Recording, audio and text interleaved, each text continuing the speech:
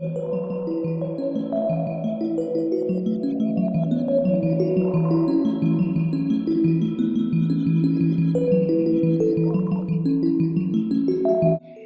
everyone, welcome back to the circle. Today we are welcoming Sharee Brown. She is a nutritionist and also a personal trainer. Today she will be talking about weight loss, which is the perfect time because we're heading into the new year. So that's welcome, Sharee. So this here is my presentation. Virtually, it's about tips on weight loss, which is really ideal for getting out of 2020 and going into 2021.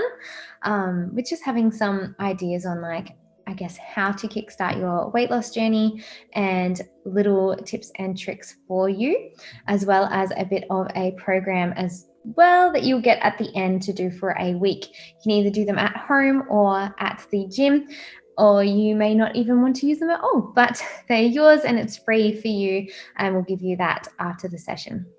First thing I want to say is when you're on your weight loss journey, don't cut out food groups. It's really important to make sure that your food groups, macros, your carbs, your fats, and also your proteins all stay in your diet.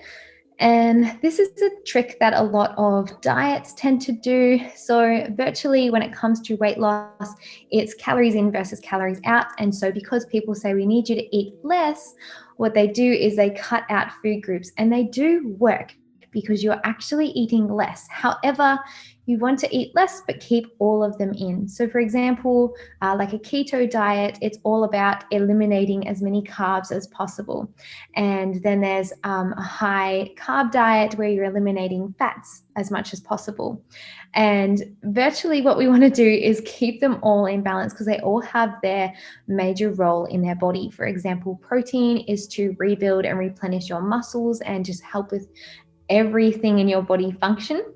Your fats are for your hormones and to help with you actually burning fat as well. And your carbohydrates is virtually your brain's energy. And that is why our body prefers them the most. So when it comes to losing weight, we want to make sure that number one, we're not cutting out a whole bunch of macronutrients. So if you are looking at particular diets, have a look at their philosophy and what they're actually involved in. They should incorporate all three of them in your diet. Number two, you want to eat whole foods. Pretty simple for this one. Whole foods are virtually vegetables, fruits, whole grains such as rice, barley, even sourdough, wheat, things like that. Nuts and also legumes. So all of those are your whole foods that you want to incorporate more of, and virtually try and avoid having processed foods. So these whole foods retain as much fiber as they do minerals and vitamins. So our bodies absolutely thrive off them. So when it comes to losing weight, it's just really simple transitions, going from having hot chips from a fast food place to actually coming home and making baked potatoes and things like that. You're still eating your whole foods, it's still potatoes, but you're trying to keep as much nutrients in there as much as possible. This doesn't mean that all your food needs to be raw, so you don't need to have raw carrots. You can eat cooked carrots, but obviously the more times you cook it or the different methods you cook it is going to lose its nutrients each time. So for example, a raw carrot, yes, it has its highest content of minerals and nutrients. However, baking it or steaming it's still going to have lots and lots of nutrients. It might have about 70%. And then if you were to go and just pop it in the air fryer and zap it till there's nothing left, you might have about 20% nutrients in there. So it really depends how much you process it, but obviously food, the more packaged things you have means the more processed that it is. So that's number two for you. Number three, and obviously if you have any questions, we'll save them at the end. There's only 9 of these ones here, guys, and you can get a copy of this presentation as well. I've given it to Ting and she can hand it out to you if you have that request. Number 3 is listening to your body. So we do actually perform with having these hormones that send out messages that you are full and messages that you are hungry. And we get these messages mixed up when we have a lot of processed food. especially things that are high in sugar, because as we know and we've heard or may have heard, that sugar is an addiction. And once we have it in our body goes, I want more sugar now, and now I want more sugar now, and now I want more sugar. So I've got there at the bottom, obviously, if you're feeling hungry for only chocolate, it's most likely a craving. But if you're feeling hungry and eggs could satisfy your hunger, and so could a slice of bread, and so could some more dinner, that is hunger. And we want to make sure that you're replenishing your body if you're feeling that way.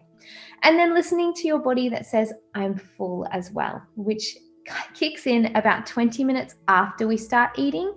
So it means slowing down as we eat to actually let that hormone say, hey, I've actually had enough of this now. We can pop it away, have some more later when I'm feeling that hunger again. But waiting for that hunger hormone actually means that your whole body is going to be ready. It's going to be secreting all the right enzymes that it needs to break down that food. So your body is in the best position possible when it's actually hungry and you actually replenish it. However, I do tell people sometimes what we're doing with our bodies is so different from what our schedule is like in the day. If you know you're going to be out for 6 hours in the city and you're probably not going to have a decent meal in that time, and you're not hungry before you leave the house, maybe it's about time that you eat something before you leave, and maybe pack a snack, because you're telling your body, okay, you're not hungry, but we're going to be out for 6 hours. So I'm going to feed you now so you have energy for at least the first 3 hours. And then I've got my snack to get me through the last 3 hours of being in the city. So it's about reading into what your body might feel like in an hour or 2 hours and what position you might be in. So it's virtually just having a plan before your day. This one here is just about your water intake. So this is number 4. Virtually 60% of our body is made up of water. This changes obviously from person to person, but average human body is about 60% of water. This means that we need to make sure we are keeping up our water. It helps with our digestive system. It helps with our weight loss. And one key thing I have to say about this one here is if you are thirsty, your body's first response is going to tell you, I'm hungry. And that's really important to make sure that we go, okay, I'm starting to feel hungry. I might have a glass of water first as I'm deciding what to eat. Because sometimes when you have that first glass of water, you actually realize, oh, that was actually a thirst that I was having. And I just needed to replenish that first before I actually went and ate something. So even though we do have hunger and full hormones, our thirsty comes in as a hunger as well. So real key thing to learn there. Sometimes we can start overeating and still feel hungry in some strange way, even though we're feeling quite full, and then we realize, actually, I'm thirsty. So really, really important on your weight loss journey to make sure that you are having plenty of water. And then number 5, we've got learn from a reputable source and make sure that you keep asking questions until you understand it. So everything in this whole world can be learned. There shouldn't be anything out there that people won't know, otherwise there wouldn't be people out there that know it. So make sure that if you have questions about your nutrition, if you have questions about your fitness journey, there are people out there to ask. It's not just your friends that's at the gym with you, but actually going and asking somebody that's qualified, and then just keep asking questions. And if they can't explain it in a way that you can understand it, either find a different source or ask a different way until you sort of understand, where they're coming from. Because the more knowledge we have, the more we understand how our body is actually working through there. I didn't know if you had your hand up, Ting. You were just getting your coffee off the... Yes, so that one's really important to make sure that you are learning from a reputable source. So if you're on a website, Google is great. We love Google. We use it all the time. But if you're Googling a question about your weight loss journey and you click on a website, have a look first off. Is there a shop or something that they're trying to sell you on that website as well? If that is the case, I probably wouldn't take advice from them. One of my favorite ones is bodybuilder.com. especially if you are looking into doing that sort of style of training and that sort of style of weight gain or muscle gain. That is a really good one for all of those sources. However, I will still look into who's writing that article. Is it somebody that's just been a previous bodybuilder, or is it somebody that's actually qualified as a nutritionist, and vice versa? So you really hold on to the knowledge that you're learning and make sure that it's from the right one. I hope I'm not going too fast for you guys. Number 6, we've got set a realistic goal and date. So you can probably see in the image there, I don't know if you've heard of SMART goals before. That is virtually what this is. It's virtually saying that you want to set a goal that is realistic, that's something that you can achieve, and then you want to set a date. It doesn't mean that it's unachievable to lose 20 kilos, but you want to go, okay, by 3 months, I want to lose half of that. So I want to lose 10 kilos in 3 months. And then having that in your calendar as well, having that date written down and even writing down the weeks next to it leading up. Okay, I'm in week 1, I'm in week 2. That really helps you just looking at your goal, how far away it is from you. I like to backdate my weeks, so I count backwards from that goal and then I count how many weeks I have left. That helps me. So when I'm looking at the calendar, I'm like, okay, it's 6 weeks away. Rather than it being 6 weeks away, I'm saying I have 6 weeks left. And that really helps me making my decisions on whether I'm having a day off at the gym or whether I'm having a day off with my meals as well. So setting those realistic goals and a date really, really helps you. And also making sure that it is measurable as well. So we'll talk about that in a second. So exercise. When it comes to exercise, making sure that you have a plan, that you know the time of the day that you want to actually go, what day you're doing what particular exercise, and what you're planning to do as well. It sounds like a lot, but it's virtually saying, instead of going, great, I'm going to go to the gym Monday to Friday.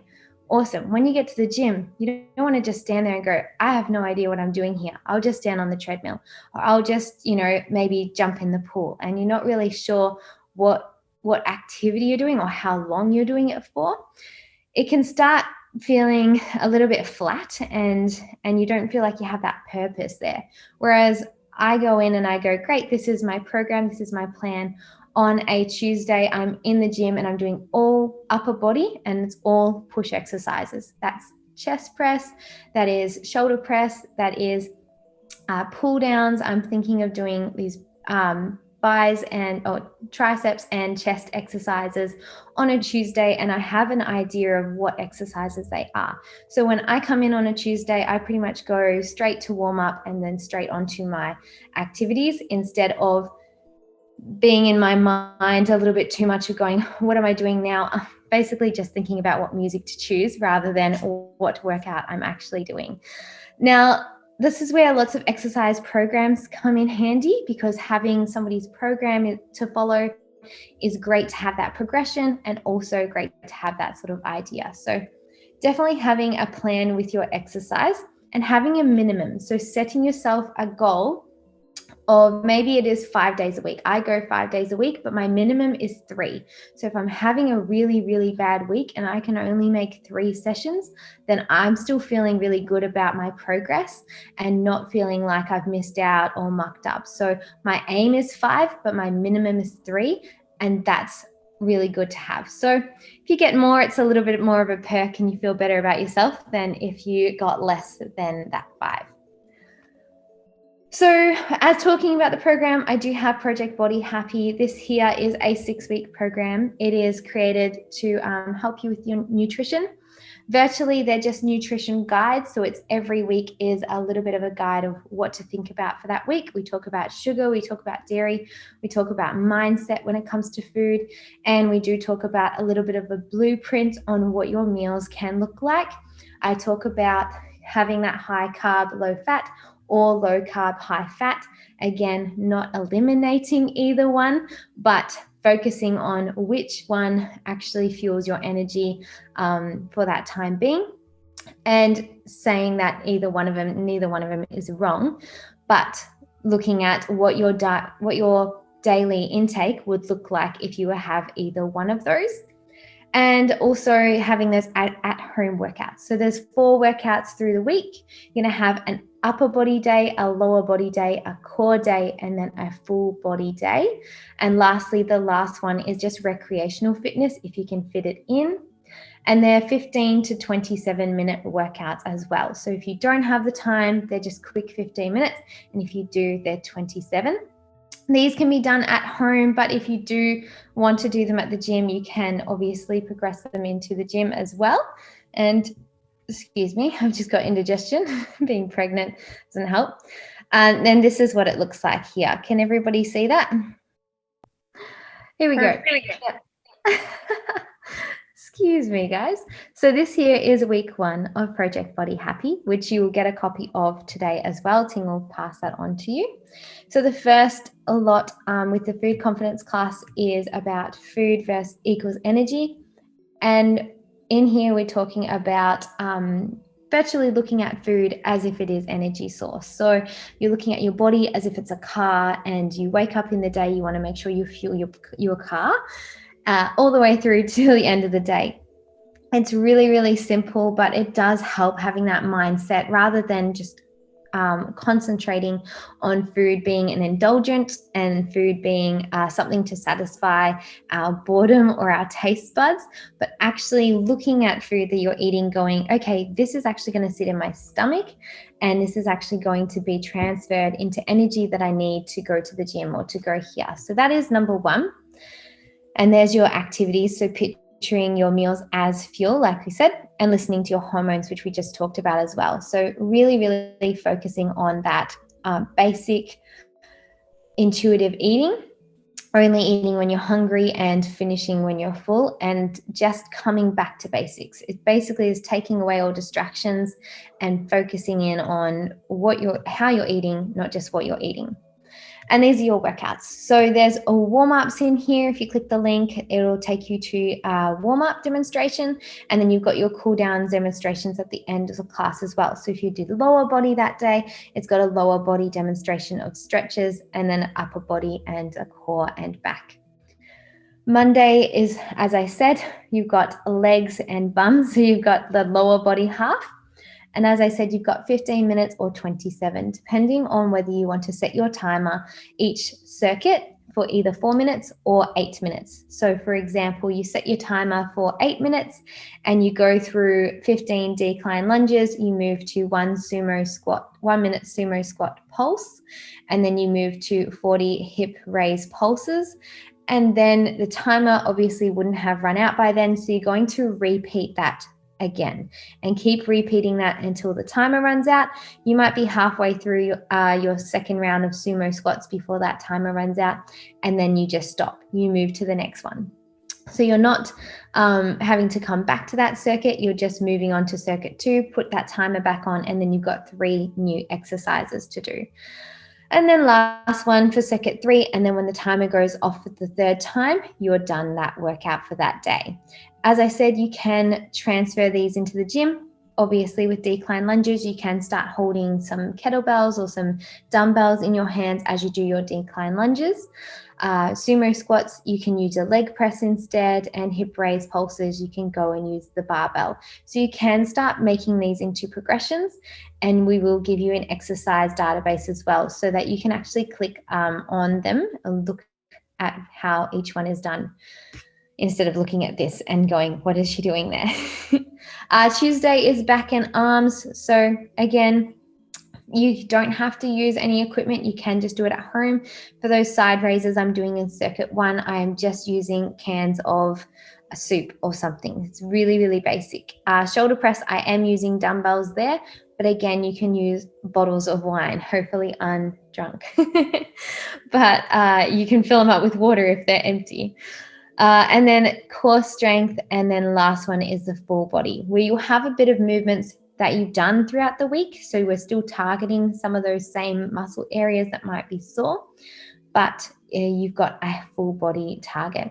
And then the last one, as we said, is recreational. So it could be trying something new. It could be going for a bike ride, a walk, or something that interests you. and it's 20 to 30 minutes, quite low intensity, just to get that body moving. And then that is it.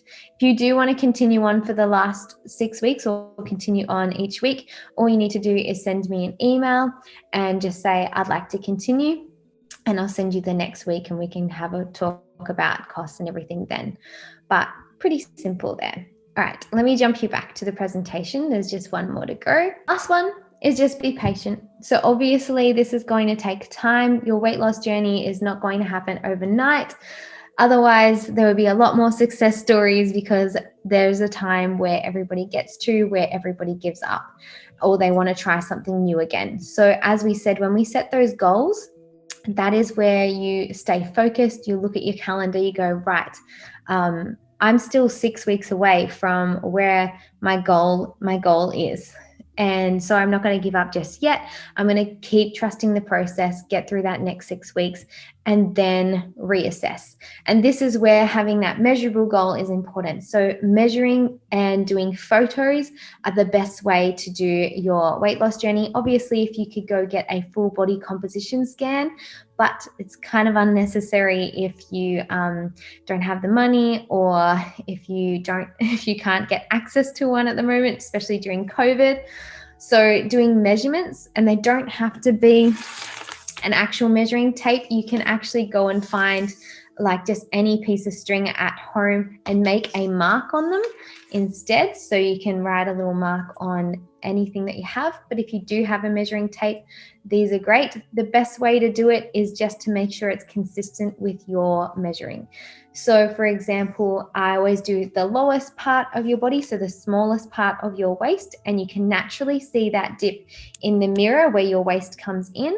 That's where I would measure from first. And then you would do the biggest part of your body, which is around your bum. Make sure your legs are together. And then your thighs, the biggest area. Your arms, the biggest area too. Make sure you're not flexing at the time. You can do flex if you like, but if you do flexed, make sure it's flexed every time that you do it, rather than doing it flexed one day and then non-flexed the next week. And then that would be about it. So you just need your waist, your hips, your thighs, and your arms, and writing them down with either in your calendar or on a document really helps you just stay in control of your progress without just worrying about how much you actually weigh, because weight fluctuates and it's hard to tell, especially if you do want to grow some muscle while you're losing weight, whether you have gained muscle that week or whether you are still trying to lose some body fat. So even though doing scales is awesome, if you are doing scales, make sure you're either doing this with it or you're taking photos so you can actually track your progress. And then it's just about being patient. But that is it for my little presentation. I'm going to come back and stop sharing my screen. Stop share. There we go. We're coming back all together. But if you guys have any questions, then please ask them now, because we have 10 minutes left. But that's about it. That's right. We have 10 minutes left. And I also have left your information in the chat box if you guys want it. But that was so amazing because it was so easy to follow. And like you said, all your information is going to be sent out to everyone. And yeah. Do you guys have any questions? Thank you. That's good. I was wondering if it works for two gender, like for male and female. Yes. So for the Body Project Happy, absolutely, it's for male or female, and all of the advice actually is for male or female. However, when it comes to like looking at particular diets and looking at particular like weight loss results and journeys online, a lot of those results, so if they say high intensity interval training has a 70% success rate or 90% success rate, a lot of them are tested on males and also females that are not in their reproductive stages. So for example, they look at the keto diet and how successful that is. And it's not doing too bad. However, that one is mainly catered for males. For females, it can actually do the opposite of helping a female, because they're the ones that have all of the hormones to reproduce. But so that's really interesting. But my program is catered for both, either male or female. Great question. Awesome. Thank you. You're welcome. And I think the whole program is very sustainable as well. Like, I feel it's great. Yes, I think we put a lot of pressure on, like we oversimplify things. You know, when we look at something like that, it's kind of annoying. Like everyone sort of gets frustrated. You're like, I kind of know all this stuff about drinking water and eating wholesome foods, but it is actually pretty simple, and coming back to those real basic foundations and actually trusting that process, that's actually going to work. It does work. We just kind of give up on it way too quickly, and we go, hey, how about I try this diet, or how about I try this kind of style of training, but we'll only do it for a certain amount of weeks, and then we go, nah, I'm going to try something else. And having that irregular sort of movements in our bodies of trying this and trying that, it doesn't allow our bodies to actually go, okay, I found a method that we're sticking to, and now I can actually make that progress down here. We go, I'll stick to something and make a little bit of progress. Now I give up. Now I'll do something else. Now I give up. And then we'll just go up and down the whole time, instead of going, I'm sticking with this for 3 months, so 12 weeks or 6 weeks. And I'm actually going to measure it as I go, and almost treat your body like it's an experiment. If you treat it like it's an experiment, it feels a whole lot better than actually putting the pressure on yourself of saying, I need to be this way by this time. You're saying, I'm going to try this and just see what actually happens to my body, like it's an experiment. It really helps. 100%. That's why you reminded everyone to be patient at the end. Well, I think that's all the time that we have for today. We have one last question. What is it, Actually, I had 2 questions. First one was, you said don't exclude any food groups. Mm-hmm. So what is that? Is that like I can eat junk food as much as I want, or what do you mean? So when I mean don't exclude food groups, is that you have 3 macronutrients. So you have fats, carbs, and protein, and your body actually needs all 3 of them to function. So as you've probably seen, some people, when they go on the keto diet, it does eliminate a lot of carbohydrates, and some people, to the point, eliminate it too much that they're basically having no carbohydrates, and that could be really dangerous for your body. Same thing, there's girls that are bodybuilders and even men that are bodybuilders, and they'll exclude all fats and just have carbohydrates and protein, but then that starts interfering with their hormones. So virtually that's what I mean. So it does mean you do want a little bit of balance and have some processed food here. However, I would always tell people, try and at least have it maybe twice a week, and it really builds that lead up of getting excited to have this not really cheap meal, but free choice meal, where you go, awesome, on Friday night it's pizza night, I can't wait for pizza and ice cream. And then Sunday morning, it's pancakes, out for brunch with my mates. You don't want to exclude enjoying yourself, but you don't want to exclude food groups like that, if that makes sense. Okay. So it is just moderation is key. Yeah. Okay. That's it. Second one is, I've been doing intermittent fasting. Yeah. And I was skipping 1 meal a day. Now I'm skipping 2 meals a day, but I'm getting to the point where I just don't need to eat at all. I just don't feel hungry. Yeah. Is that unhealthy? That is virtually your body. So I always tell people your body is like a plant in a way. So if you feed a plant lots of water all the time, it'll expect that amount of water, or something like that. So your body is the same. If you start feeding at particular times, it'll start getting hungry at that time. If you stop feeding at that time, your body's going to go, well, I'm not going to prepare my body for food because I know I'm not going to get food. But it can mean that your body can overeat at particular times as well, which you might find. So you might get to the end of the day and then go, great, it's time to eat now. And then you'll eat, and then you'll go, great, now I want this thing and this thing. And your body almost wants to eat the most unhealthiest thing it can think of, like sugars and fatty foods, because your body goes, I'm not going to eat next day until 5 p.m. again. So I need to make sure I have enough energy to get from 5 p.m. today to 5 p.m. tomorrow, if that makes sense. So with intermittent fasting, it's totally fine. I mean, your body does get used to it, but it really depends whether you're finding your body overeating at a particular time, and especially wanting to overeat things that maybe aren't the best for you. And if that's the case, then that's a little indication of saying you need to eat somewhere else in the day and try and eat something that's a bit more wholesome. And you'll find that that'll go away if you start doing that. So just listening to those little cues. Thank you. You're welcome. Great questions, guys. And again, Sharee's info is all in the chat box. So if you have any more questions, please get in contact. Otherwise, I will wrap it up for today.